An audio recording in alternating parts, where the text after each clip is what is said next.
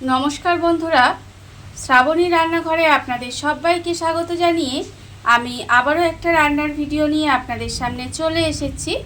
আজকের আমি আপনাদের লাউ দিয়ে একটা অসাধারণ রেসিপি বানিয়ে দেখাবো। আশা করি আপনাদের ভালো লাগবে। তার জন্য কিন্তু আমার পুরো ভিডিওটা আপনাদের দেখতে হবে।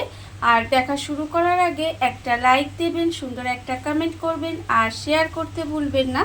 তাহলে চলুন আজকের আমি এই লাউ দিয়ে কি বানাই সেটা আপনারা একবার দেখে নিন। রান্নাটা করার জন্য প্রথমে আমি এখানে দেখুন গ্যাসটা অন করে একটা কড়া বসিয়ে দিয়েছি।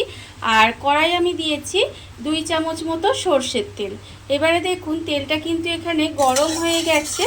এইবারে আমি তেলের মধ্যে দিয়ে দেব বড়ি। এখানে আমি বেশ কিছুটা মটর ডালের বড়ি রেখেছি, সেই বড়িটা কিন্তু আমি এখানে দিয়ে দিলাম। দিয়ে বড়িটাকে খুব ভালোভাবে ভেজে নেব। বড়িটা কিন্তু প্রথমে খুব ভালোভাবে একটু এইভাবে লাল করে ভেজে নিতে হবে। আর এমন করে বড়িটা ভাজতে হবে যাতে বড়িটা লাল করে ভাজা হয়ে যায়, আবার একদম যাতে পুড়ে না যায় সেটা কিন্তু লক্ষ্য রাখতে হবে। এইভাবে দেখুন বড়িটা কিন্তু আমাকে প্রথমে একটু লাল করে ভেজে নিতে হবে। আর বড়িটা আমার এখানে কিন্তু প্রায় ভাজা হয়ে গেছে। আমি প্রতিদিনের মতো ভিডিওর শুরুতে আপনাদের একটা কথাই বলবো যে প্লিজ আমার ভিডিওটা আপনারা টেনে টেনে দেখবেন না, পুরো ভিডিওটা দেখুন। আশা করি আপনাদের ভালোই লাগবে। দেখুন বড়ি কিন্তু আমার এখানে সুন্দর করে লাল করে ভাজা হয়ে গেছে।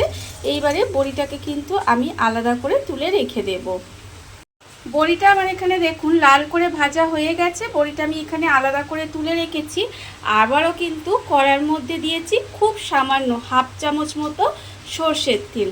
আমার একটা বন্ধু রিকোয়েস্ট করেছিল যে কম তেলে রান্না দেখানোর, সেই জন্য আমি তার জন্যেই কিন্তু স্পেশালি এই রান্নাটা কম তেলে বানাচ্ছি।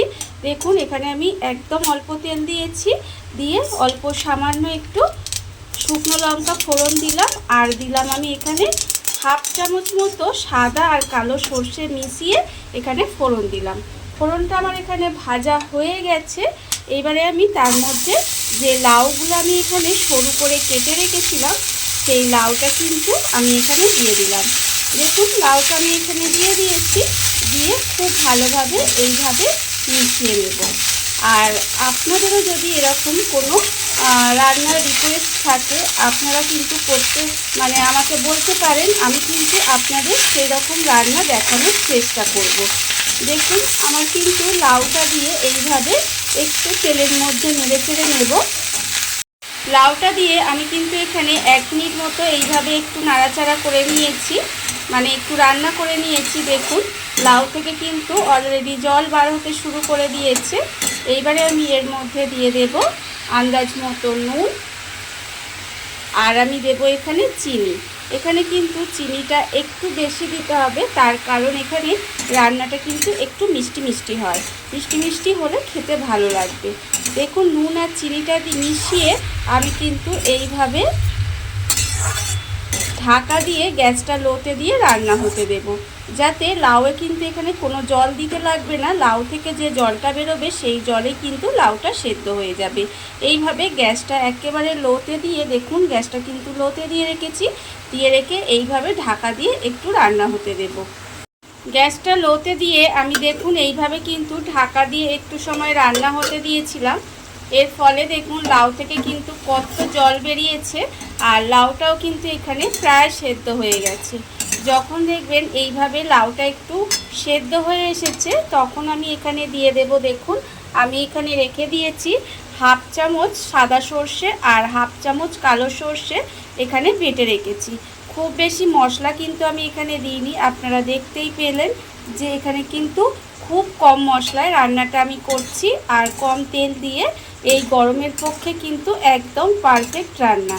দেখুন আমি কিন্তু এখানে সর্ষে বাটাটা দিয়ে খুব ভালোভাবে এইভাবে একটু মিশিয়ে দিলাম।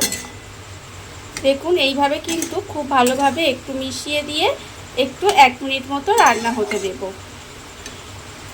সর্ষে বাটাটা দিয়ে আমি কিন্তু এখানে 1 মিনিট মতো রান্না করে নিয়েছিলাম। এইবারে আমি এর মধ্যে দিয়ে দেব দেখুন দুধ। এখানে আমি 1 বাটি আগে থেকে জাল দেওয়া দুধ রেখে দিয়েছিলাম, সেই দুধটা আমি এখানে দিয়ে দিলাম। দুধটা দিয়ে খুব ভালোভাবে একটু মিশিয়ে নেব। মিশিয়ে নিয়ে কিন্তু এটা রান্না হতে দেব। যতক্ষণ এটা আমার রান্না হচ্ছে ততক্ষণ দেখুন আমি কিন্তু এখানে বড়িগুলো ভেজে রেখে দিয়েছিলাম। সেই বড়িগুলো কিন্তু আমি এখানে একটু ভেঙে নেব, মানে হাত দিয়ে এইভাবে দেখবেন চাপ দিলে কিন্তু বড়িগুলো ভেঙে যাবে।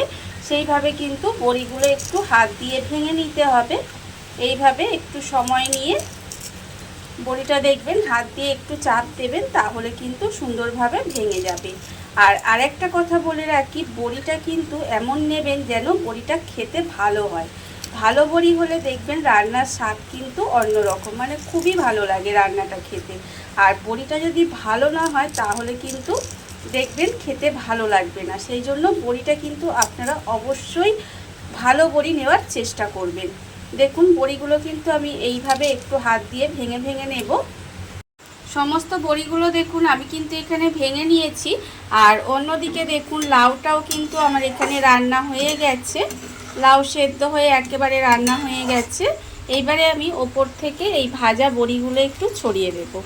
ভাজা বড়িগুলো দিয়ে আমি খুব ভালোভাবে একটু মিশিয়ে দেব। মিশিয়ে দিয়ে গ্যাসটা লোতে এইভাবে রেখে দেব। এইভাবে রেখে দিয়ে ঢাকা দিয়ে কিছুক্ষণ রেখে আবারও কিন্তু 5 মিনিট মতো রান্না করে নেব, যাতে বড়িগুলো একটু সেদ্ধ হয়ে যায়। এইভাবে কিন্তু 5 মিনিট একটু রান্না করে নিতে হবে। বড়িটা দিয়ে আমি কিন্তু এখানে দেখুন আবারও 5 মিনিট মতো একটু রান্না করে নিয়েছিলাম। এর ফলে কিন্তু বড়িগুলো খুব ভালোভাবে সেদ্ধ হয়ে গেছে। আর রান্না কিন্তু আমার একেবারে রেডি হয়ে গেছে দেখুন। এইবারে আমি আপনাদের পরিবেশন করে দেখাবো যে কেমন হলো। আর এইটা লাউয়ের তো আপনারা অনেক রকম রেসিপি খেয়েছেন, একবার এইভাবে লাউটা বানিয়ে দেখবেন, খেতে কিন্তু অসম্ভব সুন্দর হয়। দেখুন রান্না আমার একেবারে রেডি হয়ে গেছে। এবারে আমি গ্যাসটা অফ করে দেব এবং আপনাদের পরিবেশন করে দেখাবো ঠিক কেমন হলো। দেখুন বন্ধুরা, বাড়িতে থাকা কত অল্প উপকরণে কত অল্প সময় কত সুন্দর একটা লাউয়ের রেসিপি তৈরি হয়ে গেছে, আপনারা দেখতেই পেলেন। এটা কিন্তু গরম ভাতের সঙ্গে খেতে অসাধারণ লাগে। এইভাবে আপনারাও কিন্তু একদিন হলেও বাড়িতে বানিয়ে দেখতে পারেন। আর এই ভিডিওটা যদি আপনাদের ভালো লেগে থাকে, আপনারা যদি ফেসবুক থেকে দেখে থাকেন পেজটি ফলো করে দেওয়ার অনুরোধ রইল। আর যদি ইউটিউব থেকে দেখে থাকেন চ্যানেলটি সাবস্ক্রাইব করে নেওয়ার অনুরোধ রইল। তাহলে চলুন ভিডিওটা আমি এখানেই শেষ করছি। আপনারা সবাই ভালো থাকবেন, সুস্থ থাকবেন। আবারও হাজির হব নতুন কোনো রান্না নিয়ে।